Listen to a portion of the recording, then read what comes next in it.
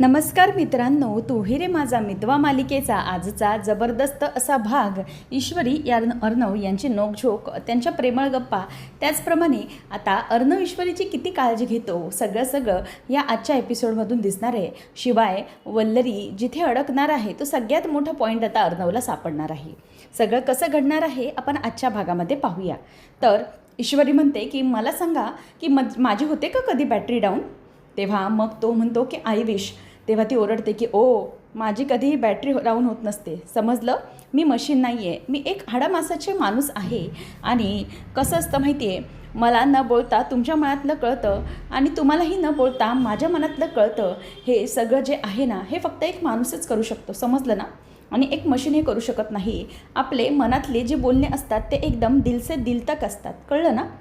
त्यामुळे हे तुमची वॅलेक्स आहे ना, तिचा काही उपयोग नाही आहे, कळलं का. आणि असं म्हटल्यानंतर आता अर्णव म्हणतो की बरोबर, तू जे म्हणतेस मी सिंदूर ते अगदी परफेक्ट आहे. तुझ्या मनातलं तू न बोलता मला कळतं आणि माझ्याही मनातलं मी न बोलता तुला कळतं, बरोबर ना. तेव्हा आता असं म्हटल्यावरती ईश्वरी तोच विचार करत असते. तो म्हणतो की मिस इंदोर, तुला मला एक गोष्ट सांगायची होती. तेव्हा ईश्वरीला वाटतं की अर्णव आता प्रेमाचं कन्फेशन देतो आहे, म्हणून ईश्वरी म्हणते की काय अर्णव सर, काय सांगायचं होतं तुम्हाला. तेव्हा अर्णव म्हणतो की मिस इंदोर, मला असं बोलायचं होतं की. तेव्हा ईश्वरी म्हणते की बोला ना, काय बोलायचं होतं. तेव्हा अर्णव म्हणतो की मिस इंदोर, मला असं बोलायचं होतं की आय हॅव अ मीटिंग. असं म्हटल्यानंतर आता इथे ईश्वरीला काहीच कळत नाही. ती म्हणते की हां, काय झालं. तेव्हा तो म्हणतो की मिस इंदोर, तू मला सांगितलंस ना, हा बघ हा अलार्म होता. तेव्हा ईश्वरी म्हणते की कोणता होता हा अलार्म. तेव्हा अर्णव सांगतो की मिस इंदोर, हा अलार्म होता मीटिंगचा, म्हणजे माझी मीटिंग आहे, so I have to go, असं म्हणून तो तिला बोलत असतो. तेव्हा ईश्वरी म्हणते की सर बस इतकंच बोलायचं होतं का तुम्हाला. तेव्हा मग ईश्वरीला तो म्हणतो की हो, माझी मीटिंग आहे, सो ती मला अटेंड करायची.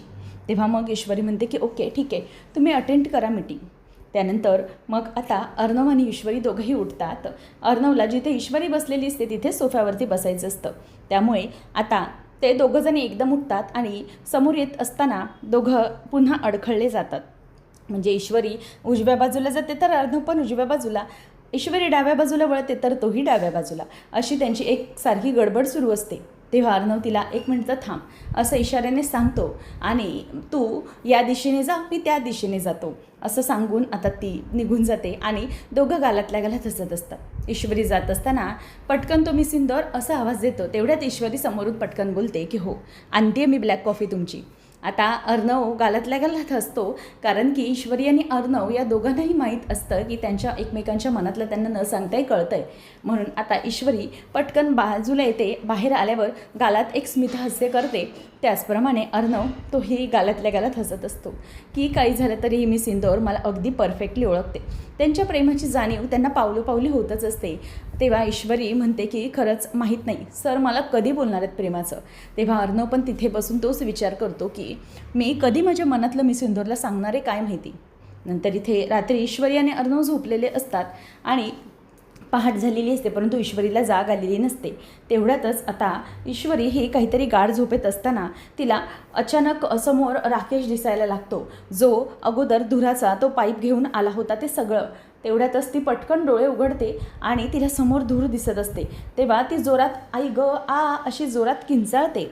तेव्हा मग समोर आजी असते, तर आजी ही धूप घेऊन आलेली असते आणि आजी पण ईश्वरीच्या त्या आवाजाने घाबरते आणि धावत धावत पाय लटपटत खाली उतरते. तेव्हा मग आता अर्णव तिला ओरडतो की मिस इंदोर, काय झालं आहे, तू अशी का ओरडतीयस, सकाळ आहे अगं आणि तू घाबरलीस किती. तेव्हा ईश्वरी म्हणते की अर्णव सर, मी एक अजीब स्वप्न पाहिलं होतं. तेव्हा तो म्हणतो की अगं आजी होती ती, बघ तुझ्या ओरडण्याने आजी किती घाबरली ते. तेव्हा ती म्हणते की हो, माझी गडबड झाली खूप.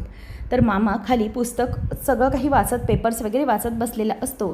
तेवढ्यात आजी धावत धावत येते आणि आवाज देते अवी अवी अशी धापा ताकत येते. तेव्हा मग मामा म्हणतो की अगं काय होतं आहे आई तुला, इतकी का घाबरली आहेस तू, इथे बस आधी पाणी पी बघू.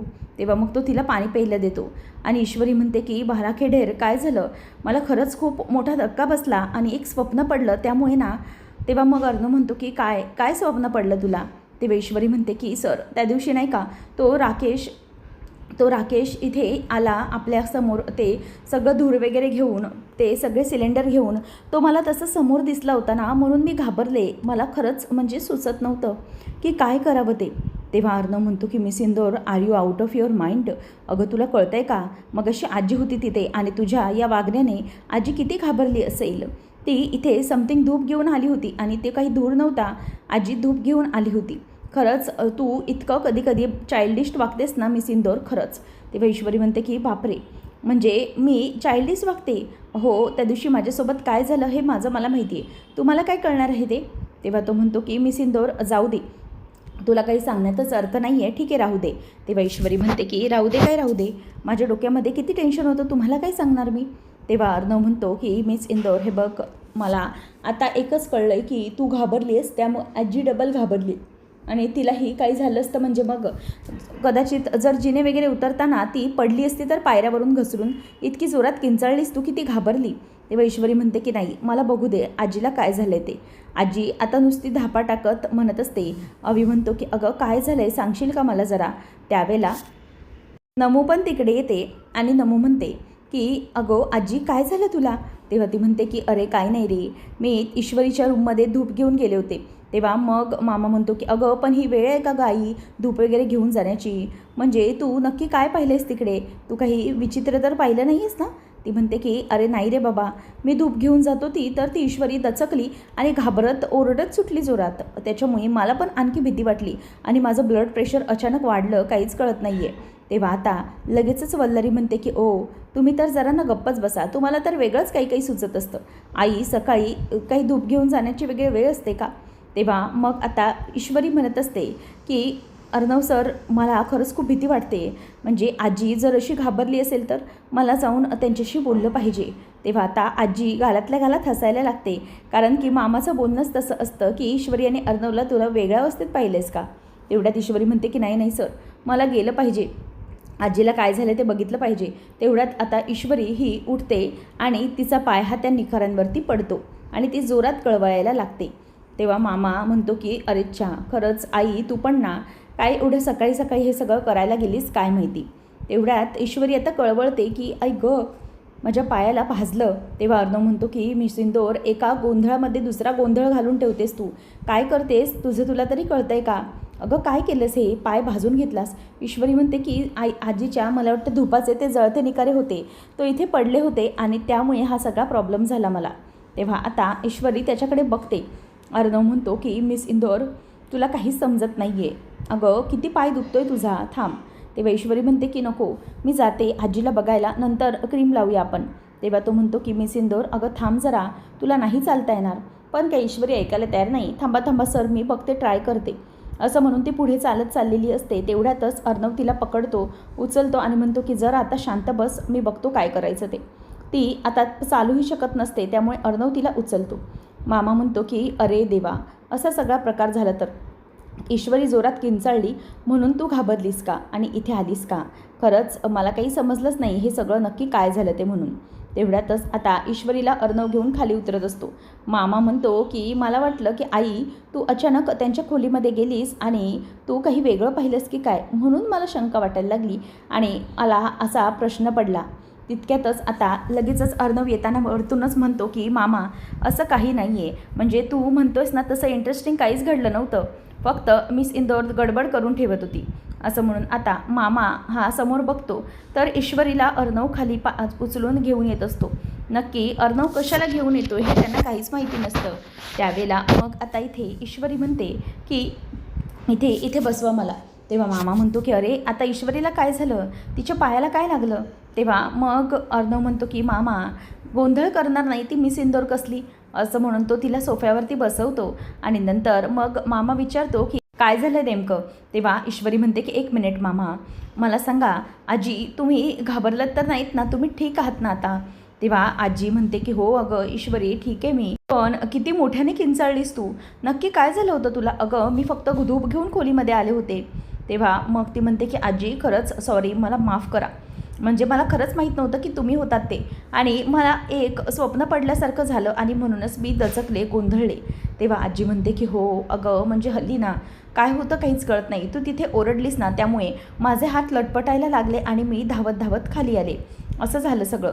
तेव्हा आता लगेचच नमूला ती म्हणते की आजी तुम्ही इथे आलात ना म्हणजे धूप घेऊन, तर मी खाली येत असताना तेवढ्यातच माझा पाय त्या भाजत्या अंगाऱ्यावरती पडला आणि माझा पाय भाजला. तेव्हा लगेचच आता मामा म्हणतो की बापरे काय गं ईश्वरी तू, नम्रता जा जरा आईस बॅग घेऊन ये. तेव्हा नमू म्हणते की 1 मिनिट मी आणते पटकन जाऊन. आता नम्रता पटकन जाऊन आणते आणि अर्णवच्या हातात ती देते आणि अर्णव म्हणतो की मी सिंदूर इथे दे तुझा पाय, मी व्यवस्थित करतो. तेव्हा ईश्वरी म्हणते की सर राहू द्या, इतकं काही झालेलं नाही आहे. तेव्हा तो म्हणतो की तुझं तोंड आता जरा बंद कर आणि इतकं काही नाही भाजले, अगं त्या जळत्या कोळशावर तुझा पाय पडलाय, समजलं ना, असं म्हणून आता तो तिचा पाय अगदी त्या आईस बॅगने शेकून देत असतो. तिला बरं वाटतं तेवढ्यातच. आणि ईश्वरी म्हणते की सर थोडं थांबा, परंतु अर्णव काही ऐकायलाच तयार नाही. तो म्हणतो की जरा गप्प बस. आता तिचा पाय हातात धरून तो पाय तो पूर्णपणे शेकूनच देत असतो. तेवढ्यातच आता समोरून वल्लरी ही नम्रताला खुणावत असते की बघितलं का ईश्वरीची किती मजा आहे ते. तेवढ्यात आता अर्णव म्हणतो की मिस इंदोर आता याला मी क्रीम लावतो. तेव्हा आता हे सगळं होत असताना ईश्वरी पटकन बोलते की आजी हो त्याचं काय झालं, मी किंचाळले कशासाठी, मला ना एक वाईट स्वप्न पडलं. तुम्हाला माहिती आहे त्या दिवशी तो राकेश कसा आला होता आपल्यासमोर ते धूर घेऊन, तसा धूर घेऊन कोणी आलं आहे की काय, मला असं वाटायला लागलं की तो राकेशच आला म्हणून. त्याचा काही भरोसा नाही आहे, मी खूप घाबरले. तेवढ्यात तिथून अंजली येते आणि अंजली आल्याबरोबर ईश्वरी पटकन गप्प होऊन जाते की ताई आय एम सॉरी. तेव्हा लगेच अंजली म्हणते की अगं ईश्वरी तू सॉरी का म्हणतेस मला, तू हे जे काही बोलतेस ते तुझ्या हिशोबाने बरोबरच बोलतेस तू. अगं मला माहिती आहे त्या माणसाने आपल्या घराला खूप वाईट आठवणी दिल्यात, पण मला आता त्याचं काहीच वाटत नाही. या उलट ना मला हसायलाच आलं, म्हणजे त्या राकेशचं आणि आपल्या आजीचं काही कंपॅरिझनच होऊ शकत नाही. तुला आजी राकेश कशी वाटली तेच कळलं नाही. तेव्हा ईश्वरी म्हणते की ताई सॉरी. तेव्हा ती म्हणते की बरं ते सगळं जाऊ दे, मला एक गोष्ट चिंटू तुला आणि घरातल्या सगळ्यांना विचारायची होती. तेव्हा मग चिंटू म्हणतो की हो ताई विचार ना काय झालं. तेव्हा ती म्हणते की चिंटू मी पुन्हा ऑफिस जॉईन करायला घेऊ शकते का. तेव्हा हे ऐकल्यावरती पटकन आईस बॅग तिथेच हातात ठेवून अर्णव अंजलीकडे जातो आणि म्हणतो की ताई सिरियसली अगं ही काय विचारण्याची गोष्ट आहे का, तुला ऑफिस जॉईन करावं असं वाटतं आहे. It is a pleasure for us, आम्हाला खूप आनंद होईल जर तू ऑफिस जॉईन केलंस तर, खूप मोठा आनंद होईल आम्हाला. तेव्हा मग आता ईश्वरी पण खूप खुश होते आणि मामी पण तोंड देखल्या खुश असल्यासारखे दाखवत असते. तेव्हा इथे आता अर्णव म्हणतो की ऑल द बेस्ट ताई, तू अगदी रॉक करणार आहेस ऑफिस पुन्हा. तेव्हा ईश्वरी म्हणते की हो ताई तुम्ही ऑफिसमध्ये आलात ना खरंच खूप खूप मजा येणार आहे, म्हणजे तुम्ही हे सगळं जे काही कराल ना ते अगदी आनंदाने कराल माहीत आहे. तेव्हा सगळेजणं तिच्या पाठीशी खंबीरपणे उभे असतात. तेवढ्यातच आता लगेच नम्रता बोलून दाखवते. ती म्हणते की मी पण ऑफिस जॉईन करू का. वल्लरीमध्येच बोलते की काही गरज नाही आहे तू ऑफिस जॉईन करण्याची, तू इथलं घरातलं बघायचं समजलं, आणि तसंही आकाश येणार आहे ना ऑफिसमधून दमून, तर त्याच्यासाठी काय हवं नको ते इथे बघायचं, ते सगळं काही तू करू नकोस. आणि मामा पटकन आता हात असा झिडकारून टाकतो टाळी मारून की झालं, या वल्लरीने हिचा बिचारीचा प्लॅन फूस करून टाकला. वल्लरी ॲज युज्युअल सगळा काही राग हा नम्रतावरती काढत असते. नंतर मग आता इथे आजी म्हणते की ईश्वरी अगं बाई तुला ठीक वाटतंय ना आता, व्यवस्थित शेकते. तेव्हा मग ती म्हणते की हो आजी मला ठीक वाटते. तेव्हा आता अंजलीला म्हणत असते आजी की खरंच सगळं व्यवस्थित होईल, तू ऑफिस जॉईन कर, काहीच प्रॉब्लेम नाही, उलटं चिंटूला खूप बरं वाटेल. मग त्यानंतर नम्रता ही विचार करत असते की हे बरं आहे, म्हणजे घरात सगळेजणं त्या ईश्वरीचंच कौतुक करत असतात, जे मी नवी आहे पण माझ्या मनाचा कोणी विचारच करत नाही आहे, जो तो उठसूट आपलं ईश्वरीचंच नुसतं कौतुक करत असतो. मला काही व्हॅल्यूज नाही आहे नवीन नवरी म्हणून या घरामध्ये, मला कोणी विचारतही नाही आहे. आणि ईश्वरी तिला माहीत आहे ना की हे सगळं आई मुद्दाम करत असतात मला त्रास देण्यासाठी, मग तिने माझी बाजू का नाही घेतली सगळ्यांसमोर, का नाही तोंड उघडलं, म्हणजे ऑफिसला मलाही येऊ दे असं का नाही सांगितलं तिने. याचा राग आता नम्रताच्या पोटामध्ये खतखतत असतो. ती रागाने तिच्याकडे बघत असते. तरी ते अर्णव हा शिर्केंबरोबर फोनवर बोलत असतो आणि म्हणतो की हे बघा शिर्के, काही झालं तरीही जे राकेशने फ्रॉड केले होते ते सगळे फ्रॉड, त्यातले एक रिपोर्ट सगळे मला हवे आहेत. म्हणजे त्याने सात्विक फॅशनमध्ये काय घोळ केलेत त्या सगळ्या गोष्टींच्या अगदी डीपली जाऊन तुम्ही शोधा सगळं. तेव्हा शिर्के म्हणतात की येस सर, काही वेळामध्ये मी सगळे काही रिपोर्ट्स तुमच्यासमोर ठेवतो की त्या राकेशने काय काय गडबड केली आहे. तेव्हा अर्णव म्हणतो की गुड. अजून तू एक काम करायचं शिर्के, ते म्हणजे की तुम्ही एक काम करा, आपण हे सगळं जे काही करतो आहे ते बाहेर कुठेही डिस्क्लोज नाही झालं पाहिजे. शिवाय त्या राकेशने कोणाकोणा आपल्या सगळ्या स्टाफला हाताशी घेतलं होतं आणि काय काय डील केलं होतं हे सगळ्यांशी बोलून त्यांची एक मीटिंग भरवायची. शिवाय आपल्या ऑफिसमध्ये PR ची एक टीम बोलवायची, म्हणजे हे जे सगळं काही घडलं आहे त्या सगळ्या बातम्या ज्या कवर होणार आहेत त्या सगळ्या बातम्या कुठेही बाहेर पडायला नको. त्यासाठी आपलं PR डिपार्टमेंट आहे सात्विक फॅशनचं, त्याच्याशी आपलं बोलणं झालं पाहिजे. कुठल्याही प्रकारचं काही डिस्क्लोज होऊ द्यायचं नाही आहे. सात्विक फॅशनच्या नावाची खराबी बाहेर झाली नाही पाहिजे असं तो विचार करत असतो. आणि मग त्यानंतर इथे आता काम चालू असताना ईश्वरी येते. अर्णवच्या हातामध्ये ब्लॅक कॉफी देते आणि म्हणते की सर ही तुमची ब्लॅक कॉफी. तो म्हणतो की मिस इंदौर, तुझ्या पायाला लागलं आहे ना, मग तू कशाला धावपळ करत होतीस? मला अनिताताईंनी दिली होती कॉफी मगाशी, मी जस्ट कॉफी प्यायलो. तेव्हा मग ईश्वरी आता म्हणते की अर्णव सर, अनिताताईंनी कॉफी दिली होती, मला नाही माहिती होतं, मग मी तुम्हाला कॉफी आणून दिली. मी इतकी मेहनत केली, एवढा पाय धरून तुमच्यापर्यंत आली कॉफी द्यायला. माझ्या कॉफीची व्हॅल्यू अशी 0 ठरवायची नाही. तुम्हाला प्यावीच लागेल कॉफी, समजलं ना? प्या, नाहीतर एरवी तरी लिटरभर कॉफी ढोसतच असता की. घ्या असं म्हणून आता ती मुद्दाम त्याला कॉफी देते आणि बाजूला जात असते. त्यानंतर मग आता ईश्वरी विचारते की अर्णव सर, हे सगळं काय आहे, म्हणजे या सगळ्या कोणत्या फाईल्स आहेत, इथे इतका फाईलचा डीक करून ठेवला आहे? तेव्हा तो म्हणतो की मिस इंदौर, अगं त्या फाईल्स आहेत ना सगळ्या सात्विक फॅशनच्या रिलेटेड, त्या राकेशने काही गोंधळ केलेत का ते सगळं बघण्यासाठी हे फाईल्स इथे ठेवलेले आहेत मी. म्हणजे शिर्केंची माझं तसं बोलणं झालं, त्यानंतर त्या सगळ्या फाईल्सच्या बाबतीत मी बघेन पुढे काय करायचं ते. सगळ्या गोष्टी मला व्यवस्थितपणे शोधून काढल्या पाहिजेत. तेव्हा मग आता अर्णव म्हणतो की त्या राकेशने जो काही गोंधळ घातला आहे ना तिथे सात्विक फॅशनमध्ये काम करून, तो सगळा मला निस्तरावा लागणार आहे. आणि काहीही झालं तरीही या सगळ्या बाबतीत, फाईल बाबतीत मी ताईला काही ऐकू देणार नाही आहे. म्हणजे तिच्यावरती कुठल्याही प्रकारचं आता त्या राकेशचं संकट यायला नको किंवा त्याच्यासमोर विषयही काढायला नको. पण आता तर राकेशचं बोलणं झालं आहे, म्हणजे वकिलाशी माझं बोलणं झालं आहे की त्या राकेशच्या विरोधात एक एव्हिडन्स व्यवस्थितपणे करायचा आणि मग त्याला अडकवायचंच. ह्या सगळ्या गोष्टी माझ्या बोलून झालेल्या आहेत. आणि अर्णव त्याच गोष्टींचा विचार आता करत असतो. त्यानंतर मग आता ईश्वरी खाली येते आणि तिचं काहीतरी छान बनवणं सुरू असतं. नमू म्हणते की अगं इशू, काय करतेस तू आज, कसला पेत दिसतोय तुझा? तेव्हा ती म्हणते की अगं आज घरातलं वातावरण एकदम पूर्वीसारखं छान झालं आहे, खूप छान मूड आहे सगळ्यांचा, म्हणून सगळ्यांसाठी ना शेवयाची खीर बनवते.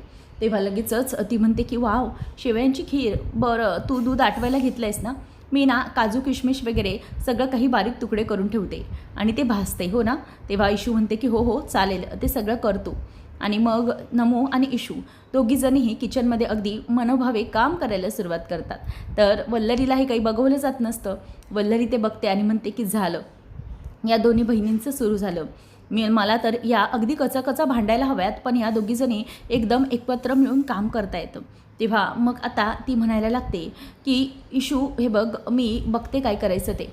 तेवढ्यात नमूला ती म्हणते की ताई, मला ना कॉल आला आहे, मी जरा बाजूला जाऊन कॉल घेते, तू लक्ष ठेवा दुधावरती, मी ते आटवायला ठेवलं आहे. मग नमू म्हणते की हो जा तू, आहे माझं लक्ष, मी इथेच आहे. ती निघून गेल्यानंतर ईश्वरी आता गेल्यावर वल्लरी विचार करते की चला आता आली मला मस्तपैकी आग लावण्याची संधी. म्हणूनच ती आता आग लावण्यासाठी म्हणून पुढे येत असते. दुधाचा गॅस हा सुरूच असतो. ती म्हणते की अगं त्याचं काय झालं ना नम्रता, मी ना एकांना ना पेमेंट करते तर माझ्या मोबाईलमधून पेमेंटच होत नाही आहे, जरा बघतेस का की काय प्रॉब्लेम आहे म्हणून. तेव्हा ती म्हणते की हो आई द्या मला, मी बघते काय करायचं ते. मग ती म्हणते की हे बघ ना, मी ना हे पेमेंट करते, पण बघ हे पेमेंट काही केल्या होतच नाही आहे, कशी गडबड होते काहीच कळत नाही आहे मला. तेव्हा लगेचच आता ती म्हणते की हो आई थांबा, मला द्या बघायला. तेव्हा मग नम्रता मोबाईल बघते आणि म्हणते की आई हो हे पेमेंट होणारच कसं, तुमच्या अकाउंटमध्ये इनसफिशियंट बॅलन्स आहे, त्यामुळे तुमचं पेमेंट होणार नाही आहे. मग लगेचच ती म्हणते की एक काम करते, मी तुला तो नंबर देते, त्याच्यावरती तू पेमेंट पाठवशील का गं, जरा अर्जंट आहे. तेव्हा मग नमू म्हणते की बरं ठीक आहे चालेल, तुम्ही द्या मला नंबर, मी पाठवते. असं म्हणून आता ती तो नंबर घेते आणि पेमेंट पाठवायला घेते. तेवढ्यातच मुद्दाम वल्लरी दूध आटत असताना तो दुधाचा गॅस जो असतो तो एकदम फास्ट करते, जेणेकरून दूध पटकन उकळून गेलं पाहिजे आणि नम्रता आणि ईश्वरीमध्ये भांडण लागलं पाहिजे. असं काहीच तिचं म्हणणं असतं. तेवढ्यातच इथे आता ती म्हणते की आई मी करते हा पेमेंट. तेवढ्यात वल्लरी म्हणते की नम्रता एक काम कर, त्या पेमेंटचं ना स्क्रीनशॉट ना तुम्हाला पाठव, म्हणजे मला समोरच्याला पाठवता येईल की तुमचं पेमेंट झालं आहे म्हणून. तर इथे आता गॅस मोठा करून ठेवलेला असतो आणि मुद्दामच पटकन वल्लरी ईश्वरी यायच्या आत पटकन तिथून बाजूला होते. तेवढ्यात नम्रता आता पटकन बघायला जाणार. ती नम्रता काहीतरी फोनवरती करत असते, तो स्क्रीनशॉट पाठवत असते. तेवढ्यात आता तिथून ईश्वरी धावत धावत येते आणि म्हणते की 1 मिनिट, काय करते तू इथे ताई? अगं तुला मी सांगितलं की जरा या दुधावरती लक्ष ठेव, पण तुझं काय आपलं नेहमीचंच असतं, नुसतं आपलं काहीतरी फोनवर करत बसतेस तू. अगं इथे दुधावरती लक्ष ठेवायचं ना. तेव्हा नमूला पण राग येतो. ती म्हणते की काय बोलीस इशू तू? मी आपलं फोनवर काहीतरी करत असते असं म्हणतेस मला तू? असं कसं बोलू शकलीस मला तू? अगं माझं लक्ष होतं. इतक्यातच माझ्याजवळ आई आल्या होत्या आणि त्यांनी मला एकाला पेमेंट करायला सांगितलं मोबाईलमधून, ते मी करत होते आणि तू मला असं म्हणालीस. तेव्हा मग ती म्हणते की ताई थांब थांब, तू चिडू नकोस. तेव्हा ती म्हणते की चिडू नकोस नाही तर काय करू? तू असं कसं म्हणू शकली मला की मी फोनवर नुसतं बसलेली असते, काहीतरी करत असते? अगं मी इथे काम करते आहे आणि इतरांपेक्षासारखंही तू पण मला आज बोललीस टोमणे मारून, त्याचा मला जास्त राग आला. मी या घरामध्ये नवीन नवरी आहे, परंतु हे सगळं ना खरंच मला असं खूप विचित्र वाटतं. मला राग येतो या सगळ्या गोष्टीचा. तू पण मला आज सगळं बोलून दाखवलंस आणि मला या घरामध्ये ना नवीन असूनही टोमणे सतत ऐकावे लागतात गं. तेव्हा ईश्वरीला वाईट वाटतं. ती म्हणते की ताई सॉरी. तेव्हा ती म्हणते की सॉरी काय म्हणतेस सारखी सारखी? मला वाईट वाटलं त्याचं काय? तेव्हा ती म्हणते की हो ताई मला माहिती आहे तुला राग आला, पण माझ्या बोलण्याचा तसा मतलब नव्हता गं. तेव्हा मग ती म्हणते की तसं नव्हतं म्हणजे काय? मग ईश्वरी म्हणते की बरं ठीक आहे, तू असं मान्य होणार नाही आहेस ना, मला तू माफ करणार नाही आहेस ना? थांब मी ना आता उठक बैठकच काढते, म्हणजे ती उठक बैठक काढली ना की तुला बरं वाटेल ना आणि मग तू मला माफ करशील नेहमीसारखं. तेव्हा ईश्वरी चालू होते उठाबशा काढायला, 1 2 3. तेव्हा मग नमू म्हणते की 1 मिनिट इशू थांबव हे सगळं, काय चाललं हे तुझं सगळं? तेव्हा ती म्हणते की ताई तू ऐकत नाही आहेस ना, मग मी काय करू? म्हणून मी माफी मागते आणि उठक बैठक काढते. तेव्हा ती म्हणते की अगं हे काहीच करण्याची गरज नाही आहे, शांत हो इशू. आणि आता पाहिजे आपण लहान राहिलोत का? आपण ज्या शारदा विद्या मंदिरमध्ये होतो त्याप्रमाणे तिथल्या मुली आहोत का आपण आता? तेव्हा मग ईश्वरी हसते आणि म्हणते की केलंस ना माफ तू मला? तेव्हा ती म्हणते की हो केलं माफ. आता त्याचबरोबर हे सगळं होत असताना वल्लरी म्हणते की शेट झालं, या दोघींमध्ये मला भांडण लावायचं होतं, ते काही शक्य झालंच नाही. या दोन्ही बहिणी आणि दोन्ही जावा अगदी कचा भांडायला हव्या होत्या आत्ता मला, पण नाही, तसं काही होतच नाही आहे. या दोघींमध्ये वाद हे होतच नाही आहेत. या उलट ही ईश्वरी आणि ही नम्रता पुन्हा एकदा गुलूगुलू अगदी गोडगोड बोलायला लागल्या. काहीतरी मला केलंच पाहिजे असा विचार आता वल्लरीच्या डोक्यामध्ये येत असतो. त्यानंतर मग अर्णव हा फोनवरती बोलत असतो आणि वल्लरी तिथून बाजूला होते की जाऊ दे, आताचा तरी प्लॅन फॉलोअप झाला, परंतु नंतर तो प्लॅन मी अजिबातच चालू होऊ देणार नाही. त्यानंतर मग आता इथे मामा म्हणत असतो की काय रे अर्णव, काय झालं? कोणाचा कॉल होता? तेव्हा अर्णव सांगतो की तिकडे पोलिसांशी बोलणं झालं माझं आणि पोलिसांनी सांगितलं आहे की राकेशच्या बाबतीत कुठल्याही प्रकारचा एव्हिडन्स मागे ठेवणार नाही आहे, त्याला मोठ्यातली मोठी शिक्षा झाली पाहिजे. तेव्हा लगेचच आता इथे मामा म्हणतो की हो, त्याने जो त्रास दिला आहे ना सगळ्यांना, तो त्रास त्याला दुपटीने भोगायला हवा आहे आणि म्हणूनच सगळ्यांना म्हणजे पोलिसांना सांगून ठेव की कुठल्याही प्रकारे त्याला कुठल्याही बाबतीत सोडू नका, सगळं सत्य हे समोर आलंच पाहिजे, म्हणजे त्याला शिक्षा झालीच पाहिजे असं. तेवढ्यात तिथे ईश्वरी येते आणि म्हणते की ताई हे घ्या कनूची दुधाची बाटली. तेव्हा मग अंजली ती दुधाची बाटली घेते आणि त्यानंतर मग तेवढ्यातच आता रामकृष्ण हरी असं म्हणत रमाकांत आलेले असतात. त्यांना पाहिल्यावरती मामा आणि ईश्वरी खुश होतात. अरे वा आलात, या भाऊजी या, असं अविनाश म्हणायला लागतो. तेव्हा मग बाबा आल्याबरोबर सगळेजण खुश होतात, शिवाय अर्णव आणि अंजलीचे. त्या दोघंजणही बघत असतात. अंजलीचा चेहरा तर पडलेलाच असतो, कारण तिचा जो माज असतो तो उतरलेला असतो, परंतु अर्णव त्याचं अजूनही काही नाही, तो रागानेच त्यांच्याकडे बघत असतो. त्यानंतर मग आता इथे मामा बघायला लागतो आणि म्हणतो की वा बघितलं ना, खरंच खूप बरं झालं. म्हणजे मामा विचारतो की तुमचं काम पूर्ण झालं तर? तेव्हा बाबा म्हणतात की हो, माझं जे जीर्णोद्धाराचं काम होतं ना ते पूर्ण झालं.